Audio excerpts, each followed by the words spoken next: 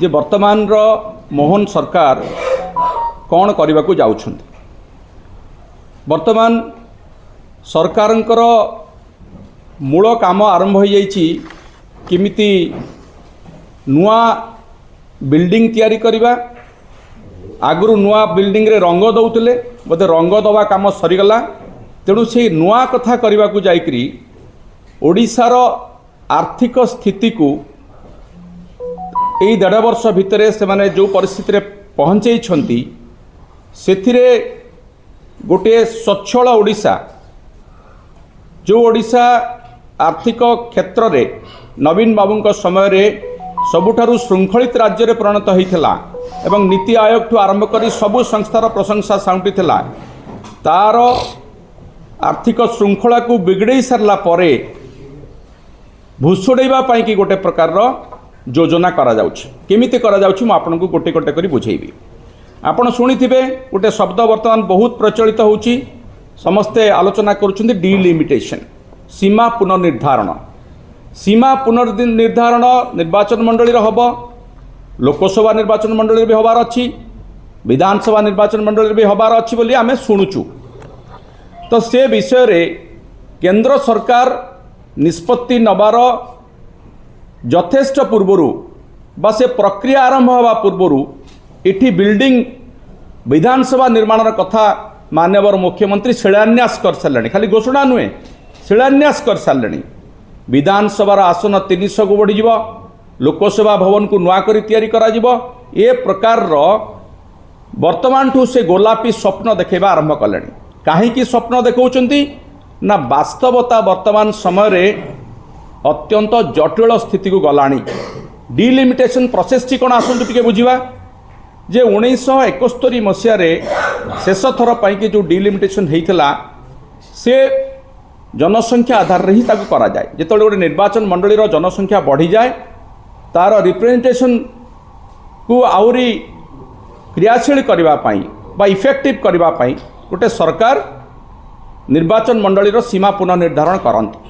किंतु 1971 मसीह आज पर्यंत ये तमाम ये जो 25 प्राय 55 वर्ष धरिक डिलिमिटेशन कहीं नाई ना से विवाद सृष्टि होती, प्रश्नवाची सृष्टि होती जे केवल जनसंख्या आधार रे डिलिमिटेशन करागले बहुत राज्यर जो माने कि जनसंख्या को नियंत्रण कर सफल भाव में से माने क्षतिग्रस्त हे। ये विवाद आज नुहे 1971 मसीह अच्छी एवं विशेषकर दक्षिण भारतीय राज्य माने याकू विरोध करुछन जे ए क्राइटेरिया अनुसार निर्वाचन मंडली सीमा पुनर्निर्धारण करा उचित नुहे।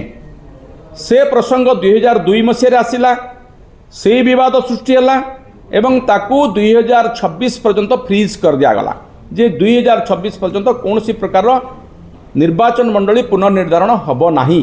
ता भितरे 2011 मसीहार सेंसस सरी जाइछि जनगणना एवं 2021 मसीहार जो जनगणना हबार थिला ताहा बर्तमान विलंबित ही चलछि एवं ताकू जहाँ घोषणा करा जाइछि एही वर्ष 2026 एप्रिल 1 रु जनगणना आरंभ हब एवं ये जनगणना 2टा फेज रे हब।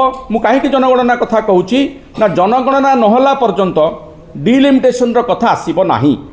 तार 2टी जो मूल दिग रही गोटे जनगणना हम जनगणना आधार रे करा जिवो एवं भौगोलिक स्थिति अनुसार करा जिवो। तो प्रथम आमको जनगणना करने को पड़ो।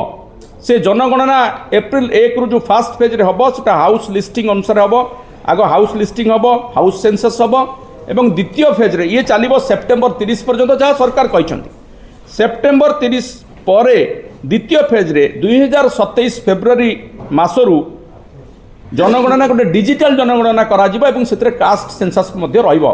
प्रथम थर पई सरकार जनगणना सहित जाति जनगणना करिवे बोली घोषणा करचंती।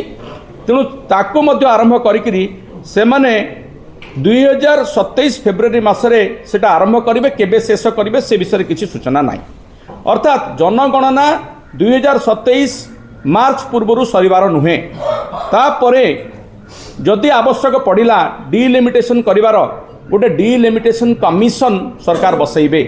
से कमिशन गोटे अनुध्यान करिवो, रिपोर्ट दबो। से रिपोर्ट आधार रे पुणी पार्लियामेंट रे आलोचना हब एवं डिलिमिटेशन हब कि नहीं ता पार्लियामेंट स्थिर कर सरकार केंद्र सरकार स्थिर करेंगे तापर जाइए प्रोसेस हम अर्थात आपण बुझंतु 2027 2028 रे ए जो सब प्रोसेस जदि सरिला 2029 निर्वाचन रे साधारण निर्वाचन रे मध्य सीमा पुनर्निर्धारण हो पारिबो कि नहीं ता मध्य गोटे बड़ प्रश्नवाची।